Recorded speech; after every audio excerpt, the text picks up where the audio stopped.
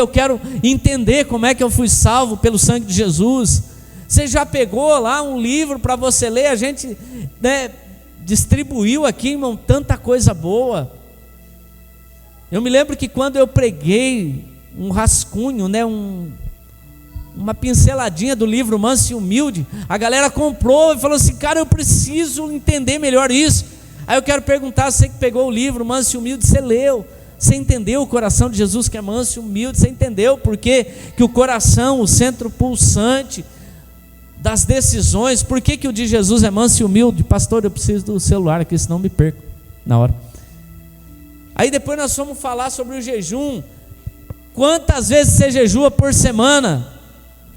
Você aprendeu sobre o jejum? Então, irmãos, por que eu estou relembrando isso? Porque a disciplina espiritual, lembra que eu falei antes de iniciar a série? Eu falei, irmãos, a disciplina espiritual é o que vai nos levar a mergulhar em águas profundas. Porque, irmãos, quantas vezes a gente viu a passagem, né? Das águas que dão no tornozelo, no joelho, nos lombos, e águas que se passam a nado. A gente até canta aqui bonitinho: eu estou me afogando, eu estou me afundando. Eu tenho vontade de perguntar quando a gente está cantando: verdade, tá mesmo? Tá? Ou é só, né? Queremos queimar? Quer mesmo? Está lendo a palavra? Está orando? Está sendo queimado de fato pelo Senhor? Ou ainda nós estamos nos rituais religiosos? Calma, irmão, não precisa ficar nervoso, vai ficar pior. Amém, igreja? Então as águas que se passam a nado, o mergulhar profundo, o não ser mais um observador da palavra, o que nos traz essa raiz profunda. Eu me lembro que, eu gosto de contar testemunho dos outros, né? Eu me lembro que numa célula que a gente fez a primeira do ano, eu fiz a pergunta para eles: como é que foi 2021 e qual é a sua expectativa para 2022? E eu gostei das respostas, irmão. E eu quero perguntar, então vamos firme naquelas respostas. E uma delas foi assim: eu quero ser aquela árvore plantada junto ao ribeiro das águas. Qual é esse ribeiro de águas? Quais são as águas que jorram do trono de Deus? Então, para a gente estar plantado ali junto aos ribeiros de água que vem do trono de Deus, irmão, a gente precisa meditar na lei do Senhor, amar a lei do Senhor, como Davi, né? Tenho prazer na tua lei. Então, assim, até onde a gente está indo, irmãos?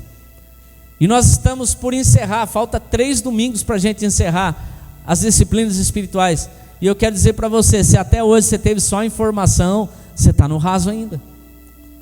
Você está no raso. Se você teve só informação, é por isso que você está inconstante. Se você teve só informação, é por isso que você ainda fala mal dos outros. Se você teve só informação, é por isso que ainda, quando surge problema, você fica nervoso.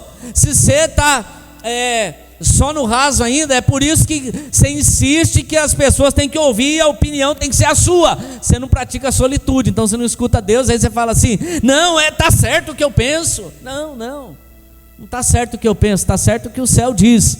E eu só aprendo isso quando eu tenho solitude. Quem está entendendo o que eu estou falando aí? Você está comigo, irmão? Você está aí comigo? Você está entendendo? Porque nós vamos entrar em um tema aqui que de repente pode ser só mais um que você vai falar: eu aprendi sobre confissão. Mas eu quero dizer, e daí? Você mergulhou na confissão? Você já começou a viver confissão na sua vida? E gente, esse tema é tão sério que a semana passada, como a família do Fábio, que está aqui hoje, né, Xará? E a família da Andresa, que certo, estavam de quarentena, e o pessoal estava... Eu falei: não, o casal de obreiro, os 2 casais estão lá, não, vamos esperar para a semana que vem.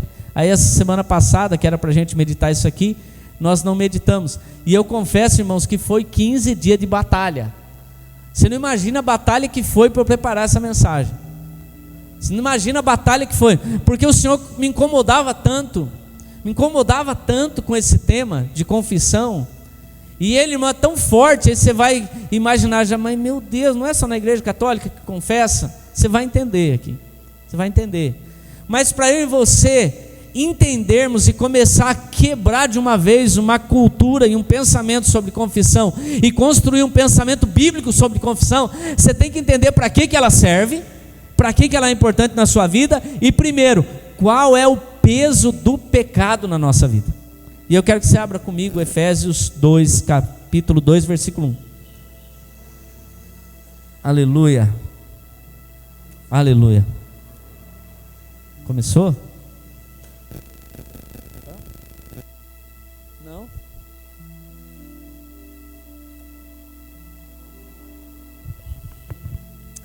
Efésios 2, versículo 1. Aleluia.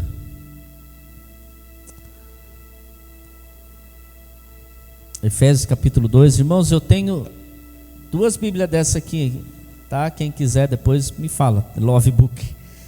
Peguei uma de novo. Dei Bíblia para um monte de gente, fiquei sem, irmão. Agora comprei de novo. Eu aconselho para casais, né? Tem a branca e a preta, aí fica com o casal com a Bíblia. Pegou a visão, Kelvin? Foi uma branca que você deu para ela, né? Aí, ó, faltou a preta, entendeu? Efésios capítulo 2, versículo 1 diz assim: Ele lhes deu vida quando vocês estavam mortos em suas transgressões e pecado, nos quais vocês andaram no outro tempo, segundo o curso deste mundo, segundo o príncipe das potestades do ar, do espírito que agora atua nos filhos da desobediência. Entre eles também nós todos andamos no passado, segundo as inclinações da nossa carne, fazendo a vontade da carne e dos pensamentos, e éramos por natureza da ira, como também os demais. Amém?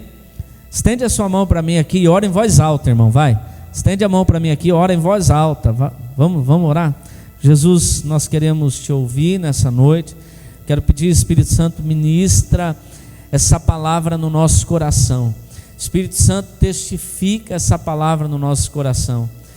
Eu de mim mesmo, eu sou falho, pecador, eu sou inconstante, mas o Espírito Santo, eu quero pedir que a começar em mim, que o Senhor ministra aquilo que nós precisamos ouvir nessa noite, e faz dessa palavra verdade na nossa vida.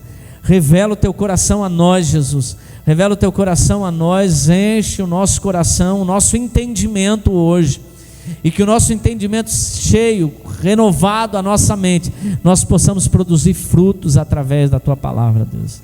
Amém, amém e amém.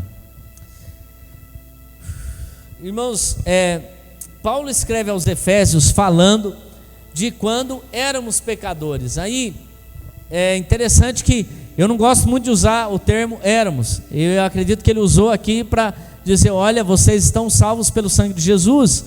Mas ele veio tratar e dizer como é alguém que vive no pecado.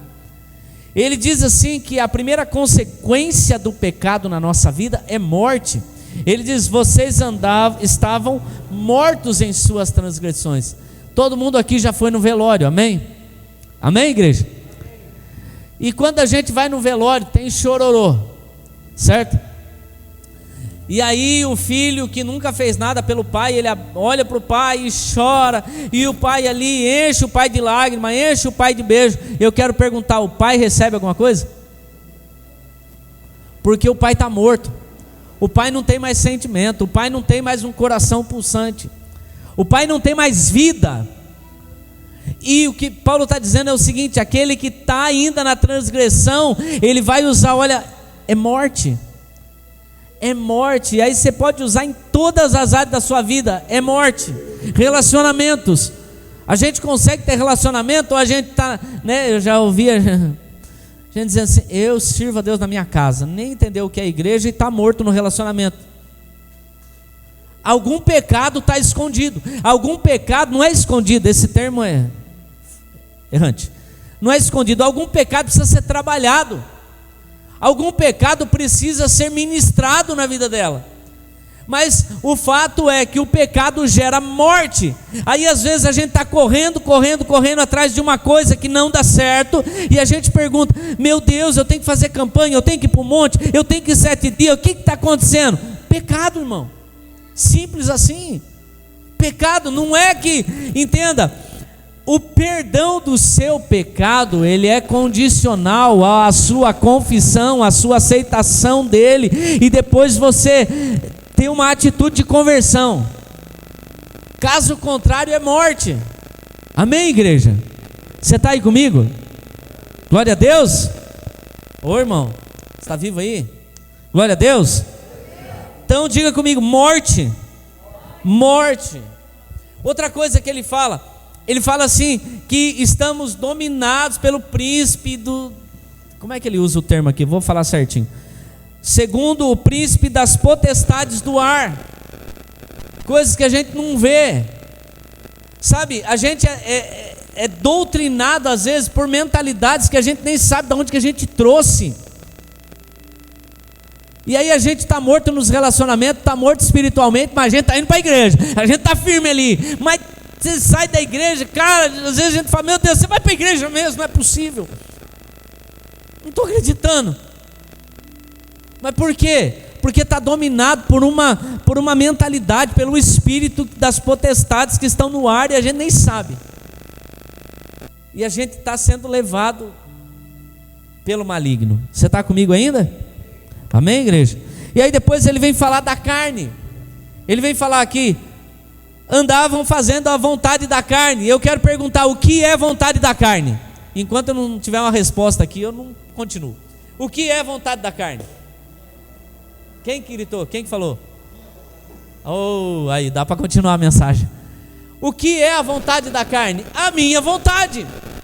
Então quando você briga, quando você bate no peito, quando você diz lá na sua casa tem que ser do meu jeito, é a sua vontade. Tem algum pecado que precisa ser trabalhado na tua vida. Porque quem é discípulo, como nós falamos semana passada, entende que não é a minha vontade, mas tem uma vontade superior, boa, perfeita e agradável, que é a vontade de Deus, amém? Mas quando eu estou morto, eu quero a minha vontade. Quando eu estou no pecado, eu quero a minha vontade. Você está entendendo tanto que o pecado vai travando a nossa vida, irmão?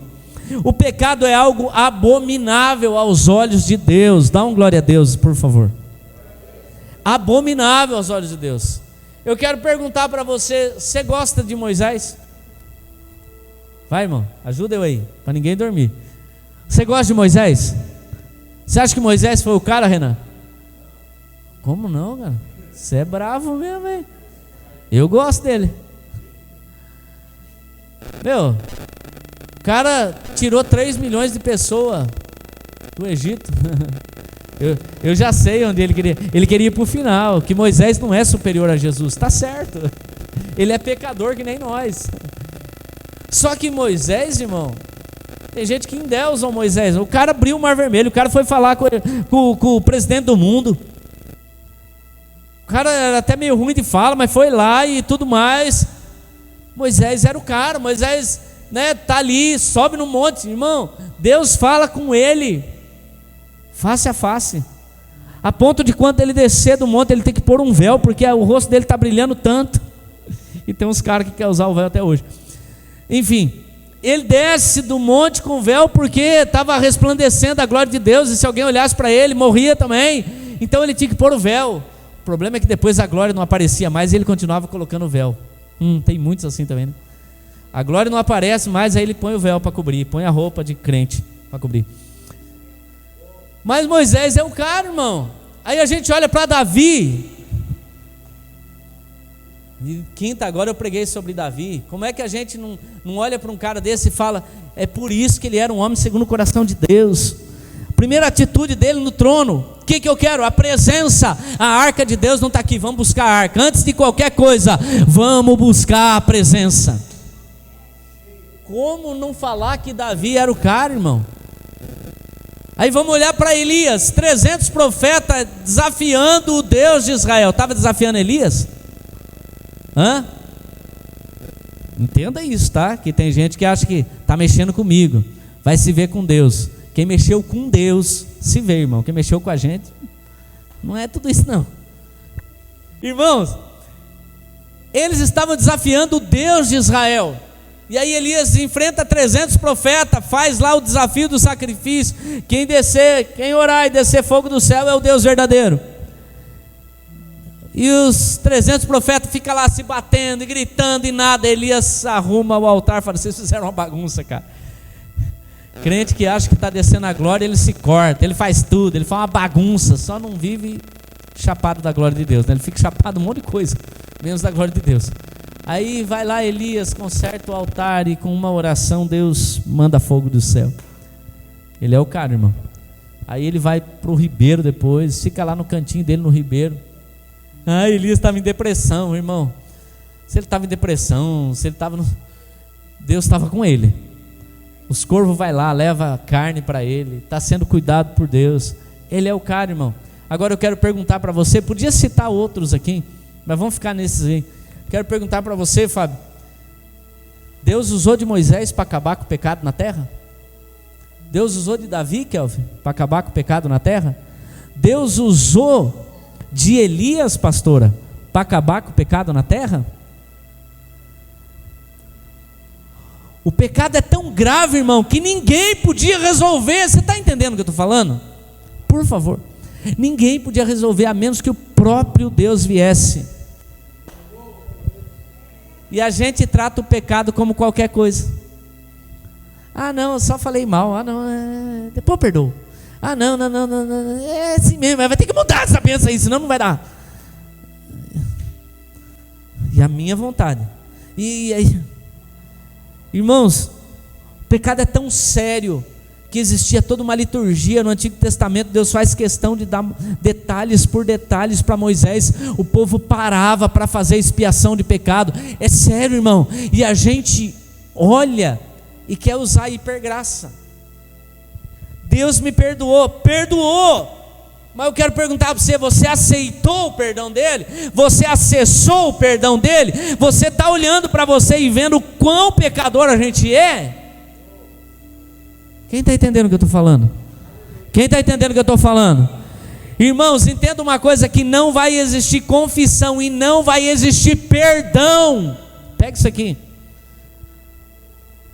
Um dia falaram para mim que eu estava relaxado. Ô louco, pastor, você não prega mais, fica aí nessa hipergraça. Ai, Deus me ama, Deus me salvou. É verdade, irmão. Só que o acesso, quem tem, é quem tem consciência de pecador. Se você não tem consciência do quão pecador a gente é e o quanto que ele estraga a nossa vida, você não vai ter confissão, você não vai ter perdão, você não vai acessar. Deus vai continuar te amando, Deus vai continuar trocando reinos por ti, Deus vai continuar enviando pessoas para te ajudar na caminhada, mas se você não tiver uma consciência de pecado, você não alcança o perdão de Deus. Ô pastor, que isso? Essa é a blasfêmia contra o Espírito Santo. Tem gente que viaja tanto na maionese. A blasfêmia contra o Espírito Santo é duvidar da obra do Espírito Santo na minha vida. Qual a obra que o Espírito Santo faz na minha vida? Me convencer do pecado, do juízo de Deus, trocar o meu coração e eu passar a ser uma nova criatura, que antes pecava, agora não peca mais, antes roubava, agora ele dá, antes prostituía, agora ele ajuda quem está caído na prostituição. Quem está entendendo o que eu estou falando? Agora, sem esse novo, e sabe por que muita gente não nasceu de novo até agora? Porque não tem consciência do pecado. Acha que pode brincar com o pecado, porque ele vem na igreja, porque ele chapa, porque o leão está aqui, porque nós, né? Irmão, mas se a gente não tiver consciência de pecado, nós vamos viver uma hipergraça que não vai nos levar para lugar nenhum. Sem a consciência de pecado, eu não consigo saber onde é que eu estou pecando. Eu quero perguntar: você já se examinou hoje? Você já viu onde é que nós erramos hoje? Ah não, Deus perdoou. Não, sem a consciência e arrependimento não tem perdão. Você está comigo? Você está comigo aí? Então sem essa consciência eu nem sei onde é que eu estou errando. Não, Deus me ama, Deus me isso. Tá, irmão, mas até onde a gente vai ficar no raso? Aí Jesus volta e não, mas você não me amava? Eu te amava, mas você não quis. Você não se arrependeu do pecado, você não tratou o pecado de qualquer jeito. Sabe, uma consciência de pecado me tira do lugar de omissão. Você está entendendo? Me tira do lugar da omissão, onde o pecado está cauterizado. O que é o pecado cauterizado? Aquele que você peca, você chora e Deus perdoou. Não, você não tem consciência do quanto esse pecado está arruinando a tua vida. E aí a gente não tem consciência e a gente fica se omitindo, e a gente fica com o pecado cauterizado e vem para o culto e chora e Jesus perdoou. Não, Não, igual disse o vídeo do Enéas que nós recebemos lá.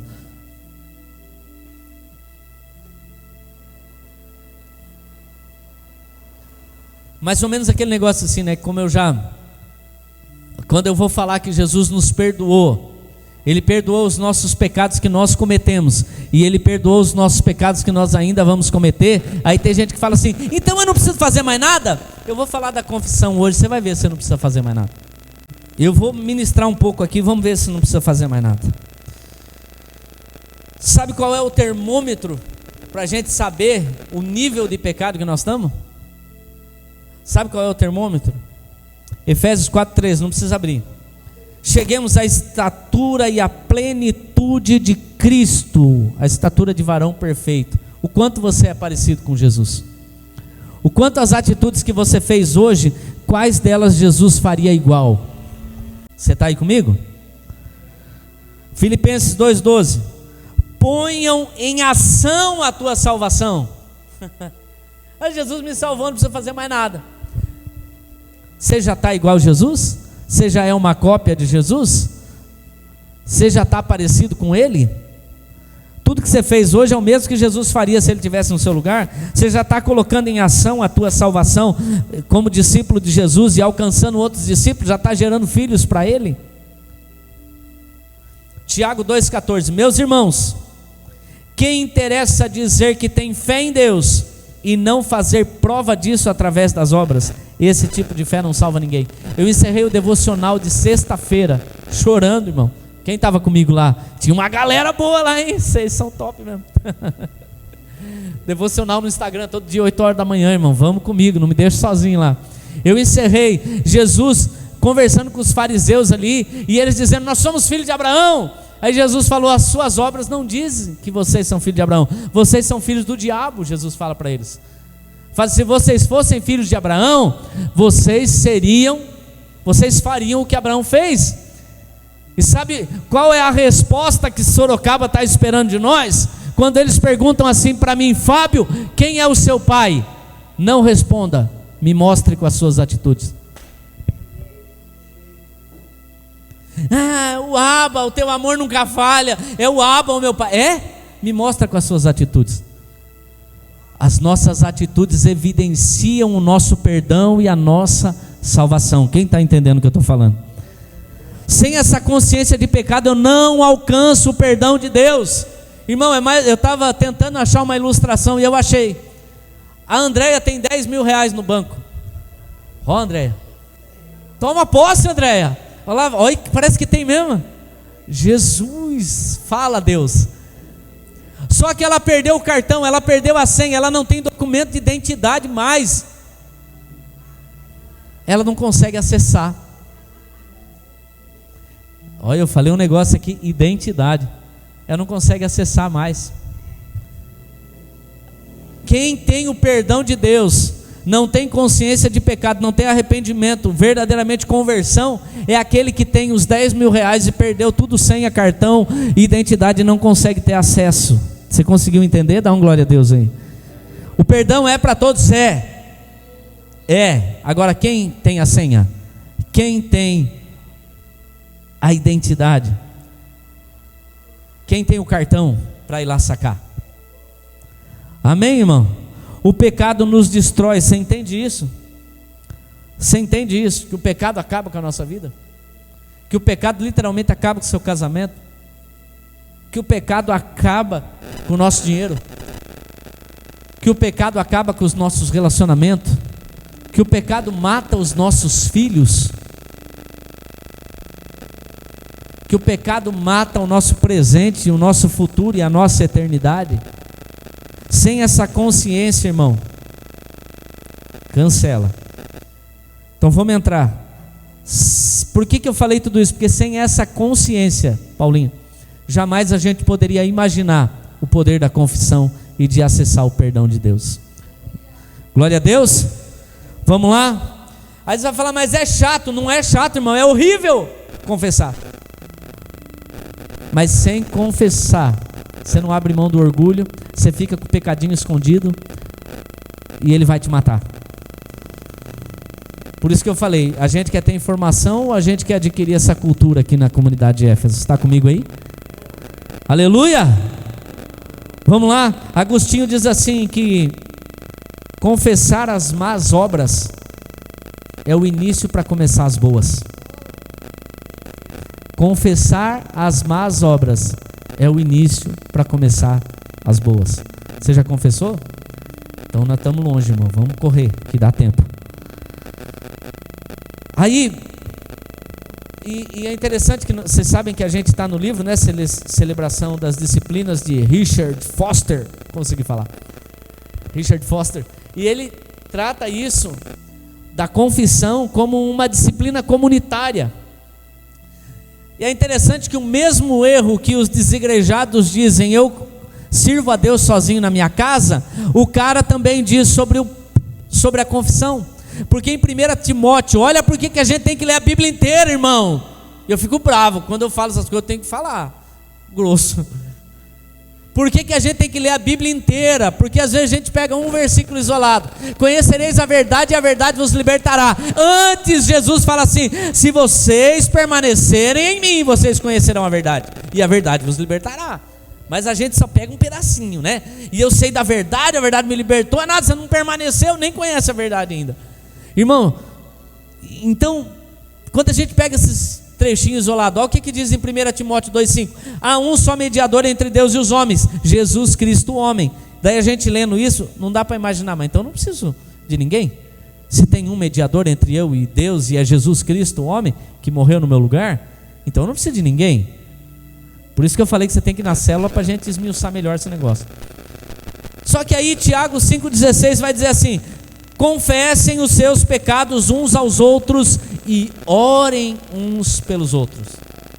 E aí eu quero perguntar, qual das duas afirmações está certa? As duas. As duas.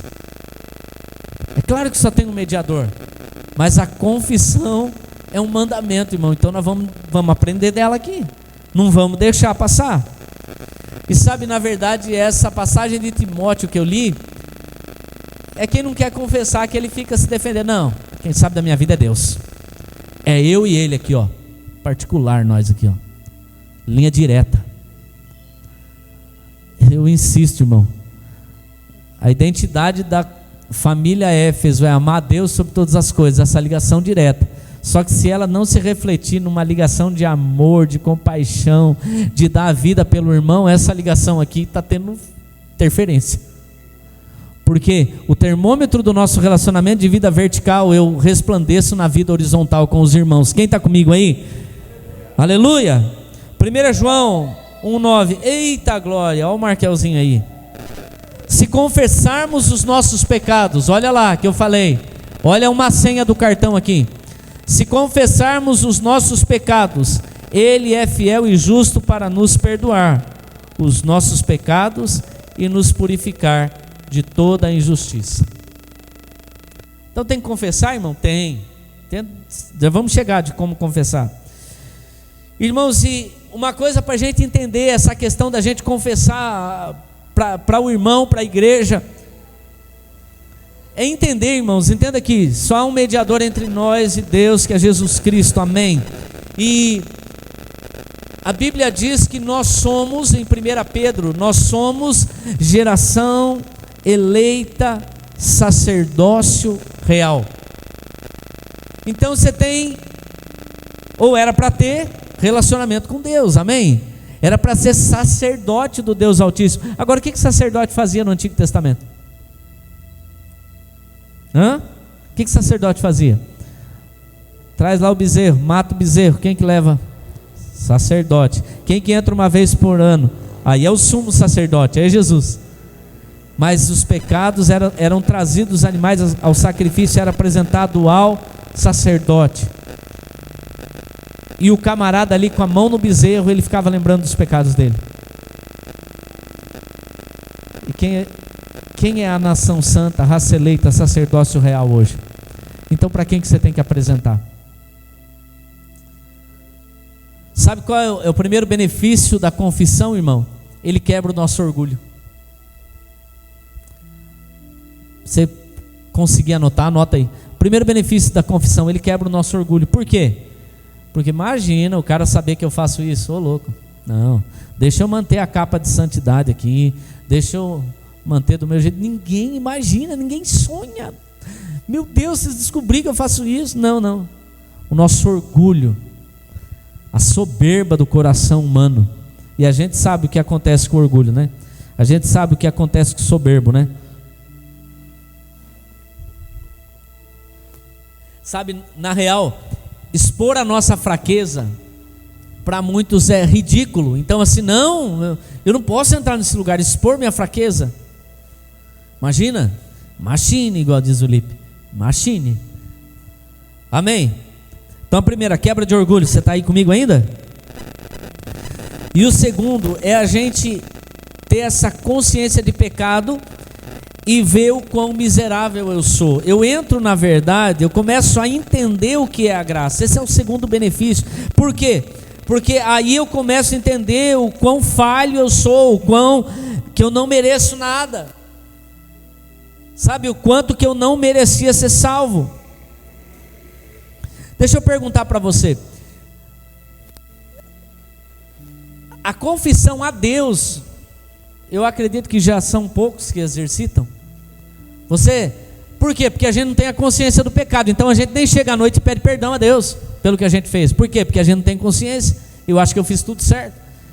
Eu quero perguntar, quantas vezes você já chegou para o Senhor e pediu perdão, e entendeu que você errou e pediu perdão e tal, e aí até depois você veio para o culto com aquele sentimento, poxa vida, hoje eu não tenho nem coragem de levantar a mão, porque quantas vezes você já confessou para Deus o teu pecado?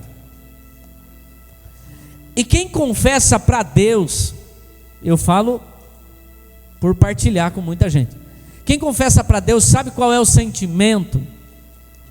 É de que parece que, poxa, mas parece que não resolveu. Poxa, parece que eu ainda me sinto culpado. Parece que eu quero te dizer, irmão, está faltando a confissão para alguém. Está faltando a confissão. É por isso que você fica nessa de... Sabe qual é o papel da confissão? Eu tenho ajuda. Eu não estou sozinho para enfrentar essa batalha. Quem está entendendo o que eu estou falando? Quem está entendendo o que eu estou falando, irmãos? Eu não estou sozinho. Irmão, você não precisa ficar sozinho com esse karma aí, levando esse pecado. Volta na introdução da mensagem, que vai matar a tua vida, vai matar teu casamento, vai matar a tua família, vai matar os teus filhos, vai matar o teu amanhã e a tua eternidade. Você não precisa caminhar com isso sozinho. Você tem ajuda. Quem está entendendo o que eu estou falando? Você tem ajuda. Sabe? E a gente, o livro trata muito disso, da comunhão dos santos. E aí às vezes a gente fica até meio assim, porque não, que isso? Se eu estou na igreja, todo mundo... a gente não entende essa questão da consciência de pecado e fica nessa santidade fingida. E a gente devia começar a entender que a gente também está na comunhão dos pecadores. Quem está entendendo o que eu estou falando? Que nós estamos na comunhão dos pecadores. Ninguém aqui é maior do que ninguém. Todo mundo aqui é falho, todo mundo aqui é dependente da misericórdia de Deus. Todo mundo aqui devia entender que quando alguém chegar para você e confessar alguma coisa, o que o Senhor vai pôr no teu coração é amor por essa vida e vontade de orar por ela, e você dizer, você não está sozinho, meu irmão, nós vamos junto até você vencer isso aí. Você está comigo, irmão? Você está aí comigo? Não estou sozinho. Sabe quantas coisas do passado te perseguem? Quantos erros do passado que você está martelando aí até agora na sua cabeça? Porque você não confessou. Então parece que sempre esses pecados vêm. E depois na célula a gente vai trabalhar melhor sobre isso. Eu vou falar no finalzinho sobre o papel de quem está ouvindo. De quem está ouvindo a confissão. Irmão, não é um tagarela, nem fale para ele. Aliás, só podia confessar quem já confessou uma vez, né? Se não confessou, nem poderia querer ouvir, porque senão vai entrar num lugar de julgamento. E não é esse lugar que a gente tem que entrar. Se a gente entra num lugar de julgamento é porque a gente não tem consciência do nosso pecado. Você está comigo? Amém? Então você não está sozinho. Esse é o segundo benefício. Deixa eu correr aqui, gente. Dá tempo, 15 minutinhos. Terceiro, me leva a assumir. E gente, isso aqui é forte demais. A assumir a culpa. Você já viu aquele camarada, que aqui no nosso meio não tem ninguém assim, gente. Aquele cara que ele é assim, não, eu errei, mas também olha o que ele fez. Como diz o Galvão Bueno, olha o que ele fez, olha o que ele fez, olha o que ele fez. Não, ô pastor, mas não era você, né? Olha o que ele fez. É lógico que eu ia errar, eu vou pecar mesmo. Com uma mulher dessa do meu lado, com uma pessoa dessa trabalhando comigo. A gente começa a terceirizar as nossas culpas, e a nossa culpa é nossa culpa. E a confissão nos leva para esse lugar. Para de terceirizar, irmão. A nossa culpa é nossa culpa. Assume esse BO aí. Sabe, senão a gente fica sempre sendo santinho. A gente é certo. Eu conheço um cara que ele é assim, todo mundo apronta com ele. Santarrão. Não, mas também o fulano lá não sei o quê, o fulano não sei o quê. Todo mundo erra com ele. Só ele é certo. Não tem algo errado aí não? Então a gente para de terceirizar a culpa. Glória a Deus. Penitência é você reconhecer o erro. É uma oportunidade que você tem de declarar o seu erro e alcançar o perdão e mudar a rota. Essa é a penitência, é você parar, analisar o teu pecado e falar, não, daqui não quero. Sabe, é a oportunidade de fazer diferente. Glória a Deus. A penitência é a oportunidade de fazer diferente. Esse é o quinto benefício da confissão. É a oportunidade da gente olhar e ver de novo como o pecado estraga a minha vida. Essa é a penitência que eu vou fazer. É mais aquela consciência de novo. Amém? Agora, irmãos, deixa eu falar aqui rapidinho. E a gente vai mergulhar nisso aqui. Os passos de uma boa confissão. Entenda que Deus não te odeia por causa do seu pecado. Deus odeia o pecado, Ele abomina o pecado, mas Ele não te odeia. A cruz não é uma atitude de um Deus irado, a cruz é uma atitude de um Deus que ama. Nossa, obrigado pelo seu glória a Deus aí, tão eufórico. A cruz não é a atitude de um Deus irado, é a atitude de um Deus que ama loucamente os seus filhos. Glória a Deus. Aleluia. E entenda aqui que quando nós vamos tomando essa consciência de pecado, e eu vou para a confissão, por quê? Porque eu entendo que Ele me amou primeiro. Ou seja, antes de eu vir ao mundo, Ele já tinha morrido pelos meus pecados. Agora o que nós estamos fazendo é tomando consciência dele e indo para uma direção nova. Sabe, irmãos, o que eu acho lindo na graça, no Evangelho, é que ele não me leva até o pare, porque o pare não muda ninguém. Você faz isso, para com isso, e daí? Não, o Evangelho faz o que eu tenho, ele me mostra o que eu tenho que fazer. Zaqueu roubava, agora ele faz o quê? Agora ele dá. Aí ele fala assim: ouviram o que foi dito, amem os seus. Não é nem. Ele nem diz que vocês leram o que está escrito, ouviram o que foi dito. Doutrina errada. Amem os seus amigos e odeiem os vossos inimigos. Aí alguém poderia dizer assim: para de odiar. Ia resolver? Não. Aí Jesus fala: orem pelos seus inimigos e pelos que te perseguem. Isso resolve. Isso coloca amor no coração. Amém, igreja? Podia falar assim: se alguém bater em você, faz de conta que você não recebeu nada. Ele fala: dá outra face. Jesus está tirando de nós o gatilho da ira. Ele está ensinando a gente a não ficar irado. Se alguém falar mal de você, você fala assim: cara, eu sou pior do que ele imagina. Por quê? Porque eu tenho consciência do meu pecado. Na verdade eu sou pior, eu só preciso examinar e ver o que eu errei hoje. Você está entendendo? Amém, irmãos? Então o Evangelho ele não vai ficar no pare. Toda vez que você falar para alguém pare, você já falou errado, irmão. Não é isso. É o que fazer então. E o Evangelho tem resposta para isso. Amém? Amém, igreja? Então o primeiro passo, irmãos, para uma boa confissão é o exame da consciência. Aí vai pegar, hein? Aí vai apertar aqui. Sabe, na verdade, o silêncio, a solitude, quando eu entro de examinar a consciência, eu vou lá para o Salmo 139, versículo 23. Olha o que Davi fala, irmão. É isso aqui que eu e você tínhamos que orar quando a gente estivesse fazendo o exame da consciência. Será que a gente pode orar como Davi? Olha o que Davi orou. Ó Deus, examine-me e conhece o meu coração. Será que a gente pode hoje, a hora que a gente dormir, falar assim: Deus, examine o meu coração, prova-me que conhece os meus pensamentos, vê se há em mim algum pecado. É por isso que ele era um homem segundo o coração de Deus, irmão. Guia-me pelo caminho da eternidade. Será que a gente pode orar assim? Aliás, a gente deve orar assim. E para a gente que acha que não peca, Deus vai mostrar para nós. Davi estava orando, pedindo para Deus: mostra, Pai, mostra para mim, não me deixa sozinho, me mostra onde eu estou errando, me mostra onde é o meu pecado, me mostra onde eu ainda vivo a vontade da carne, me mostra onde eu ainda estou vivendo como um velho homem. Glória a Deus, igreja. Sabe, e aí assim, vamos imaginar essa reunião que nós estamos aqui. É claro que você pode ter pedido perdão durante o momento do louvor, durante a abertura do culto, pode ter pedido, mas eu quero perguntar: esse pedido de perdão que você fez assim por atacado, inflamou uma cura dentro de você e uma vontade de mudar? Não. Às vezes fica até um remorsozinho, né? Um chorozinho aí, mas não inflama na gente a vontade de mudar. O exame da consciência, sim. Anotou aí o Salmo 139 para a gente orar examinando a nossa consciência? Salmo 139, 23 e 24. Irmãos,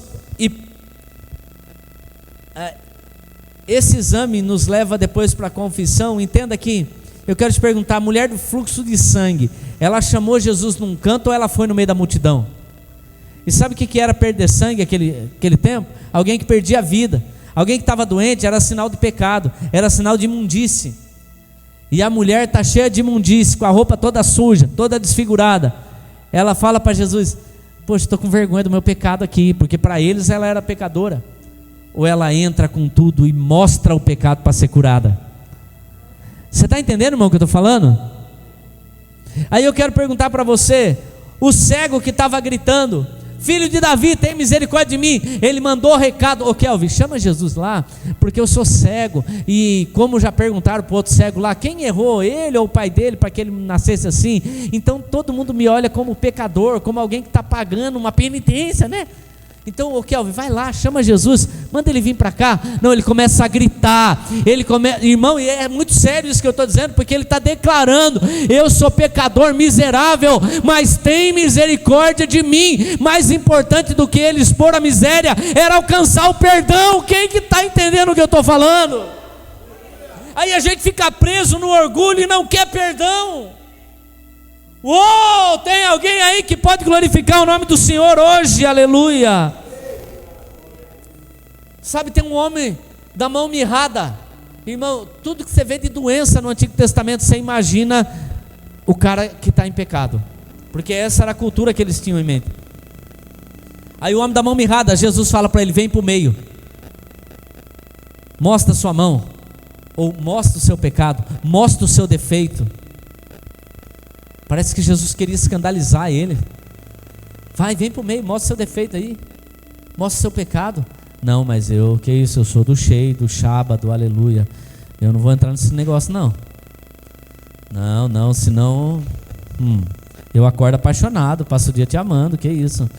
Você acha, eu canto isso aqui na igreja, irmão? Aí vou contar para o Paulinho os meus B.O. Deixa eu falar isso aí. Primeiro passo, exame da consciência, amém?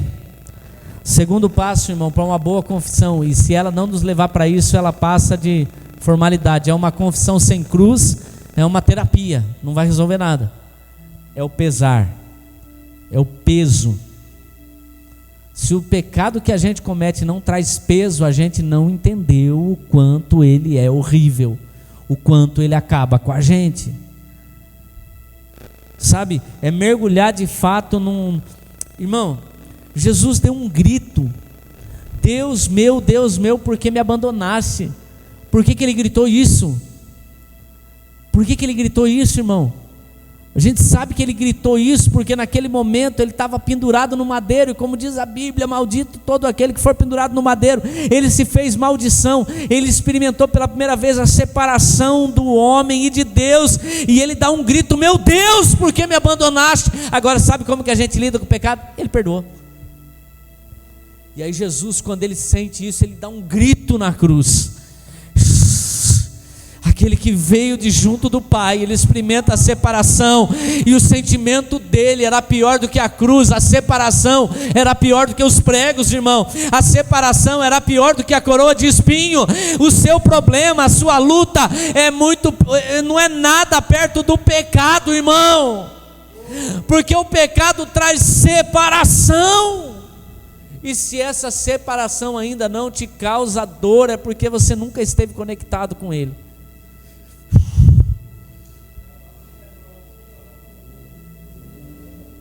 Quem falou? Terceira coisa que uma boa confissão nos leva de verdade, aí sim, conversão. Sabe o que a confissão nos leva, irmão? Examinei a consciência, reconheci o meu pecado, entendi essa separação, vi que está me matando. E a terceira coisa que ela me faz: eu vou mudar isso aqui. Eu não quero mais isso aqui. Tolerância zero para o pecado, irmão. Tolerância zero para aquilo que eu sei que me afasta, que me separa de Deus. Sabe, um dia, em um deslize que eu dei, eu falei: Jesus, eu estou perdoado desse pecado, mas Jesus, eu me senti tão frio agora, eu me senti um nada. Aí eu lembrei, o que é Davi dizendo: uma coisa eu peço ao Senhor. Eu falei: Jesus, eu entendi. O pecado, na verdade, não é que eu deixo de ser perdoado, é que ele me afasta de você, Jesus, e eu não quero mais essa separação. Uma boa confissão me leva para isso. Eu não quero mais me separar de Deus. Tolerância zero para o pecado. Eu vou fazer o que tiver que fazer para mudar essa rota. E eu quero dizer, irmão, eu sei que às vezes esse desejo não está no seu coração, mas peça para Deus colocar esse desejo no teu coração. Quem está entendendo o que eu estou falando? Peça para Ele colocar esse desejo. A Bíblia diz que Ele coloca em nós primeiro o querer e depois o realizar. Sobe aí os músicos. Primeiro o querer, depois o realizar. Mas agora, se você ainda não tem, é porque você precisa ouvir toda a introdução dessa mensagem de novo. Do problema do pecado, irmão. Do problema do pecado. E eu sei que depois de tudo isso que nós ministramos aqui, eu quero falar mais a fundo de como fazer, de para quem fazer a nossa confissão. Mas eu quero que você entenda uma coisa: se o Espírito Santo falar para você conversar com alguém, não segure, vai conversar, vai confessar o teu pecado. Se o Espírito Santo falar para você: depois do culto eu tenho que falar com fulano, ou seja, para quem se ofendeu, ou sei lá, ou você fala: eu quero falar com o pastor, quero falar com a pastora. Irmão, se o Espírito Santo falar: eu quero confessar, pastor, irmão, eu vou na sua casa de madrugada, se você chamar. Se o Espírito Santo falar. Mas eu quero falar porque de repente você pode ser alguém que Deus mande alguém para confessar. E se você for esse alguém, onde alguém vai chegar para confessar um pecado para você, você só vai fazer duas coisas, diga comigo: orar. Vamos lá, 1, 2, 3. Orar e ouvir. Que conselho, pastor? Nenhum. O papel do confidente não é de ficar dando conselho, é de orar, de pedir para Deus colocar amor por essa vida, de falar: nós estamos juntos para romper com esse pecado, nós estamos juntos para romper com essa separação. Eu vou orar, eu vou pedir para Deus colocar amor na minha vida por essa vida. Eu vou sofrer o sofrimento dessa pessoa. Eu não quero julgar, eu não quero condenar. Por quê? Porque eu sou pecador. Eia, quem está comigo? Então você vai ouvir, você vai orar e não vai falar nada. E se o diabo colocar acusação na tua vida, nem queira ouvir essa confissão. Se alguém for confessar para você e o diabo colocar acusação no teu coração por essa pessoa, fale para ela: eu não estou pronto para ouvir sua confissão. Quem está entendendo o que eu estou falando? Vamos se colocar de pé. Vamos se colocar de pé. Aleluia, aleluia. Quando eu confesso, eu me humilho, eu reconheço a minha falha, eu reconheço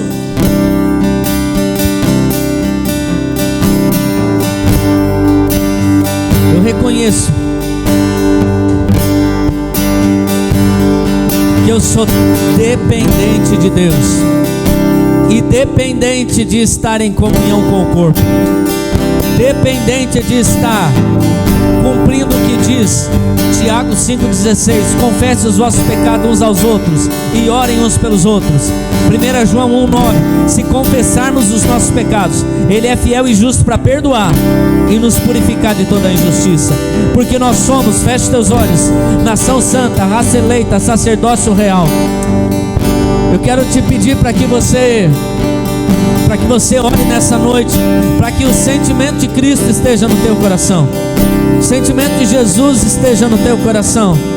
E se durante essa mensagem você já sentiu o peso do pecado, você já sentiu o peso da separação e o quão horrível é o pecado, eu quero te convidar para que você possa até mesmo pedir perdão ao Senhor e comece a tua confissão comunitária, falando agora para Deus.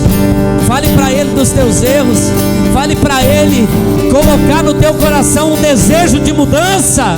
Uou!